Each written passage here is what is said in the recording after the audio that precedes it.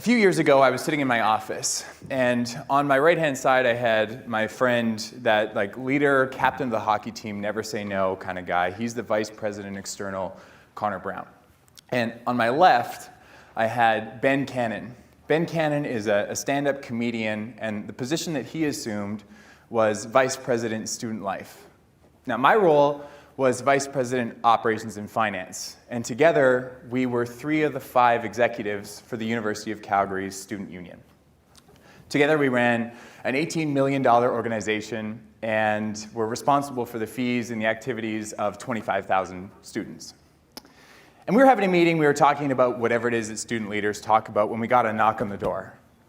Now, we're used to knocks on the doors. Usually they're businesses or groups that are trying to pass along discounts to the student body, whether it be pizza if you bought a t-shirt, or a discount if you went to the dentist, or a pub crawl if we can bring students out downtown. But this wasn't one of those opportunities. This was something a little bit different. This was a once-in-a-lifetime journey that we would never forget, assuming everything worked out. So the girls came in, and it turned out it was Red Bull. And they had their coolers on the back, and they were full of Red Bull. And they came in, and they said, "Fellas, we want you to do this journey. Should you apply, and should you win?" Sure, what's that? It's called Can You Make It? We're thinking, yeah, we can make it.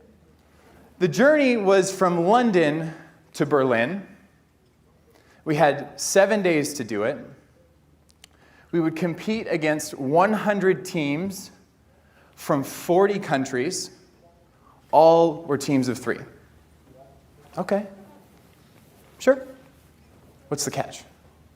That's where it got interesting. The catch was we were not allowed cell phones or communication or internet connection of any kind. We had no transportation, we had no accommodations, and we had no food rations whatsoever. We had to get across a continent with no currency, no money, nothing. The deal was that they would give us 24 Red Bull at the start line in London, a list of addresses scattered across the continent, and if we miraculously made it to these addresses, we would get 24 more Red Bull, and we would get to continue our journey for the remainder of the days to get to Berlin. Looked at Ben. I looked at Connor. So what do you think, fellas? Should we try? So this is a Thursday afternoon. Saturday morning, we come in, 8:30, a little bit foggy-headed, and this is the 1-minute video that we shot for our application. Get it done. The road to Berlin is paved with Red Bull and casualties. Are we gonna make it? You bet. I oversee an $18 million organization that represents 25,000 undergraduate students. We have 6 business units, and my job is to make sure they're strong and profitable. Can we make it across Europe on just Red Bull? Yeah, probably there and back. I am Daenerys Stormborn, Khaleesi of the Dothraki Horde, and the Mother of Dragons. Can we make it across Red Bull using only Europe? I don't know. I don't even know where I am right now. I need to go to the bathroom. Hey, we're the executive team at the University of Calgary Students Union. We've made it here, and we can make it to Berlin. I love you.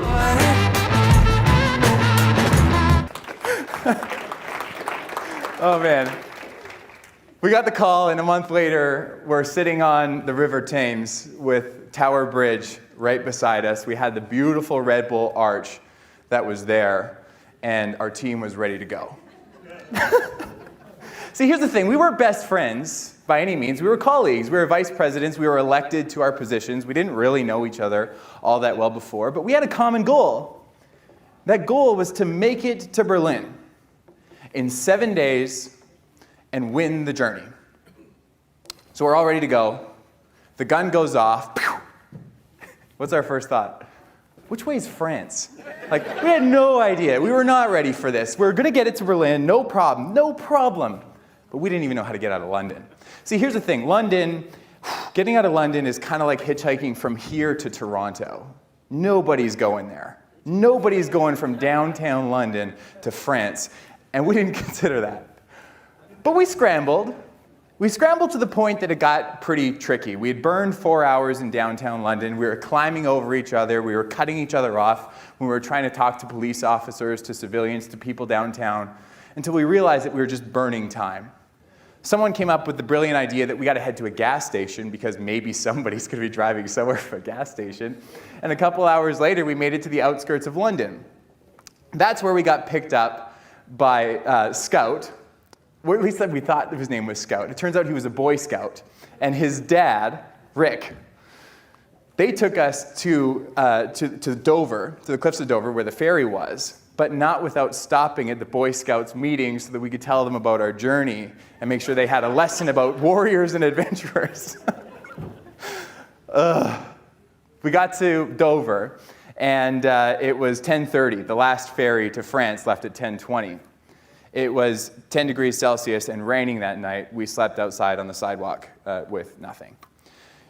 It got a little tricky here because we started to implode a little bit as a team, as one might, in the middle of nowhere, having never been to the country before, nor the continent, on this 6-day journey. We hadn't eaten anything yet, and we got a little bit chippy. We managed to sneak on the ferry in the morning, and when we got to France, things got a lot worse. The first problem with France, and not being true Canadians, as we should be, we didn't speak French. Oh no. Now we had to trade Red Bull in a country with a language that we couldn't speak, that we didn't factor in, because our goal was Berlin, it wasn't France.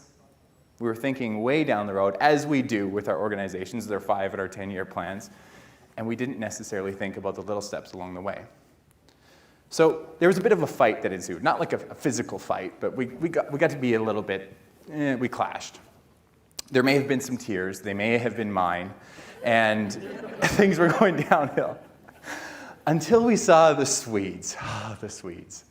So the Swedes were Brian, Rebecca, and Amanda, and they had come to the same train station that we were at with a skip in their step and a smile on their face and just like sunny days ahead. I'm thinking, what are you guys doing? How is this happening?